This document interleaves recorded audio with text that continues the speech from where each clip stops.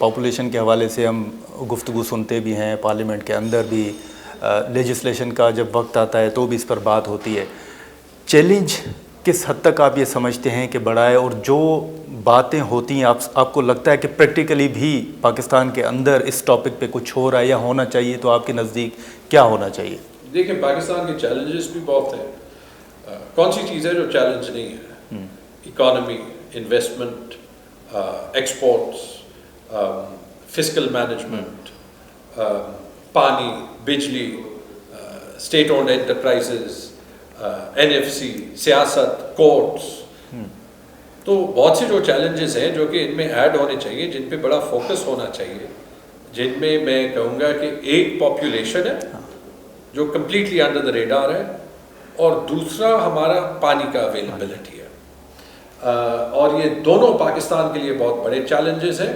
اور جہاں تک آپ پاپولیشن کا کہیں، میرے خیال میں جیسے پاکستان کے اکنامک ماڈل میں کچھ نہیں ہو رہا، اسی طرح بزنس ایز یوزول کے علاوہ جو فیملی پلاننگ یا پاپولیشن پہ جو حرکت ہو سکتی ہے اس میں کچھ نہیں ہوا۔ اور اس میں سب سے بڑا ثبوت جو ہے وہ ہمارے ملک کا وہ آدھا حصہ جو آج ہمارے پاس نہیں ہے، بنگلہ دیش، جو 1971 میں جس کی آبادی ویسٹ پاکستان سے زیادہ تھی، 55% بنگال کی تھی اور 45% ویسٹ پاکستان کی تھی۔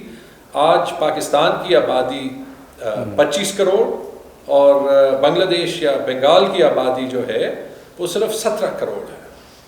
تو یہ فگر بھی جھگڑا صاحب، اس پر بھی تو ہمیشہ بحث ہوتی رہتی ہے نا کہ یہ فگر ٹھیک نہیں ہے۔ آپ کو یاد ہوگا کہ پہلے یہ نتائج چیلنج بھی ہوئے تھے، جیسے کراچی کے حوالے سے ہمیشہ بات ہوتی ہے۔ تو کیا یہ مسئلہ صرف کراچی کا ہے، یا اگر ہم اوور آل دیکھیں تو وہاں سے بھی اس طرح کی چیزیں سامنے آ سکتی ہیں؟ دیکھیں، آپ مائکرو لیول پہ یہ ضرور کہہ سکتے ہیں کہ جو ہے وہ فگرز میں مسئلہ ہے۔ اب میں فار ایگزامپل دیکھ رہا تھا کہ جو آج کے ایونٹ میں جو بروشرز چھپے ہیں جی، وہ یہ دکھا رہی ہے کہ جو فرٹیلٹی ریٹ ہے وہ خیبر پختونخوا میں سب سے زیادہ ہے، لیکن وہ یہ بھی دکھا رہی ہے کہ جو پاپولیشن گروتھ ریٹ ہے 2017 اور 23 کے درمیان وہ خیبر پختونخوا میں سب سے کم ہے۔ یہ کانٹرڈکشن ہے، جو دونوں فگرز جو ہے وہ ٹھیک نہیں ہو سکتے، لیکن یہ تو میں آپ کو بتا رہا ہوں۔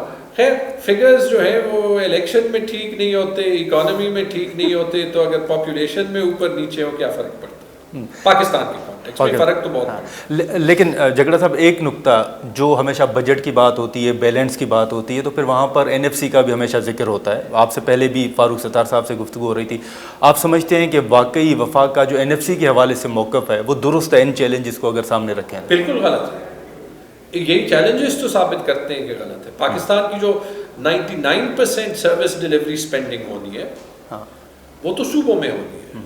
جو وائڈ سپینڈنگ جو وفاق نے کرنی ہے، جو بیسکلی ایڈمنسٹریٹو نہیں ہے، اسلام آباد کے حدود سے باہر، وہ تو وہ اخراجات ہیں جو پاکستان کے آرمڈ فورسز پہ کرتے ہیں، جن کی ایکچوئل پاکستان کے لیے ویلیو ہے۔ لیکن ان کے علاوہ تو دیکھیں، ہیلتھ پہ سپینڈنگ ہو، ایجوکیشن پہ سپینڈنگ ہو، پاپولیشن پہ سپینڈنگ ہو، یہ سارے صوبوں نے کرنے ہیں۔ اور آپ یہ تینوں شعبے لے لیں، ایجوکیشن پہ ہماری مجموعی سپینڈنگ جی ڈی پی کی 2% بھی نہیں ہے، 4% ہونی چاہیے۔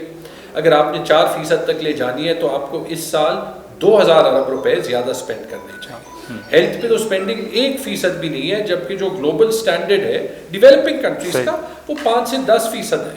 اگر آپ ہیلتھ کی سپینڈنگ 1% سے 2% جی ڈی پی پہ لے جائیں تو صوبوں کو 1000 ارب روپے ایکسٹرا چاہیے۔ پاپولیشن کا تو مسئلہ بڑا آسان ہونا چاہیے۔ پاپولیشن پہ جو پوری میرے خیال میں ملک میں سپینڈنگ ہوتی ہے وہ کوئی 50-60 ارب، اور یہ تو ہمارے اس گورننس اور اکنامک ماڈل کا مسئلہ ہے کہ میرے خیال میں اگر ہم پاپولیشن کی سپینڈ صرف 50 سے 60 ارب سے مزید بڑھا دیں، اور اس کے لیے نہ ہمیں ایڈ چاہیے نہ ہمیں کوئی ہیلپ چاہیے، اور ہم جو ہے وہ مزید جو سپینڈ ہے وہ کانٹرسیپٹیوز پہ اور ان سارے جو ہے وہ کنزیومبلز پہ ڈالیں، جو ایکچولی جو لوگ خود ہی جو ہے وہ برتھ کنٹرول کرنا چاہتے ہیں، تو ان سے جو ہے جو ہماری ان میٹ نیڈ ہوگی وہ کمپلیٹ ہو جائے گی۔ اور آپ کی جو ہے وہ پاپولیشن گروتھ ریٹ میں میرے خیال میں کوئی 0.5 سے 1% تک کی کمی جو ہے وہ 5 سے 10 سال میں بڑے آرام سے آ سکتی ہے۔ لیکن اس کے علاوہ اگر آپ جتنی بھی کیس سٹڈیز دیکھ لیں تو 3 چیزیں جو ہیں وہ پاپولیشن گروتھ ریٹ کو کم کرتی ہیں. سب سے پہلے بہتر ایجوکیشن, یعنی جب تک 2.5 کروڑ بچہ آؤٹ آف اسکول ہوگا تو ان کا ایٹیٹیوڈ جب وہ بڑے ہوں گے پاپولیشن کی طرف وہ نہیں ہوگا. دوسری بہتر ہیلتھ کیئر, اور تیسری بہتر اکنامک اپرچونٹی. اویئرنیس, ہاں اویئرنیس ساتھ ہے لیکن اویئرنیس پہ پیسہ کم لگتا ہے, ایفرٹ زیادہ. لیکن جھگڑا صاحب ایک آخری سوال ہوگا کہ گلوبلی اگر ہم دیکھیں تو گروتھ ریٹ جو ہے وہ کم ہو رہا ہے, پاکستان میں نتائج اس کے برعکس ہیں. آپ کے خدشات کیا ہیں کہ اگر یہی صورتحال رہتی ہے تو آنے والے 5 سال 15 سال 20 سال میں کیا خدشات ہیں آپ؟ دیکھیے جب تک ہم اپنا اکنامک ماڈل چینج نہ کریں اور گورننس ماڈل چینج نہ کریں تو بیسکلی جو ہماری پاپولیشن گروتھ ہے, جو 1-2% ہماری اکانومی گرو بھی کرتی ہے, اس سے زیادہ تیز تو ہماری پاپولیشن گرو کر رہی ہے. یعنی کہ لوگ زیادہ جلدی بڑھ رہے ہیں, وسائل جو ہے وہ اس ریٹ سے بھی نہیں بڑھ رہے. تو اس سے نہ صرف جو ہے وہ غربت پھیلتی ہے, اس کے ساتھ جو ہے جو اکانومی نے جاب کریشن کرنی ہے, لوگ زیادہ ہو رہے ہیں, جابز پہ پریشر جو ہے وہ زیادہ ہو رہا ہے, جابز نہیں بڑھ رہی, اور حکومت کے پاس اور ریاست کے پاس اس کا کوئی حل نہیں ہے. یہ تو وہ سائلنٹ ٹائم بامز ہیں جو جنہوں نے پھٹنا نہیں ہے, جو پھٹ چکے ہیں, لیکن ان کا جو ہے وہ ہم نے کوئی حل آج تک نہیں نکالا.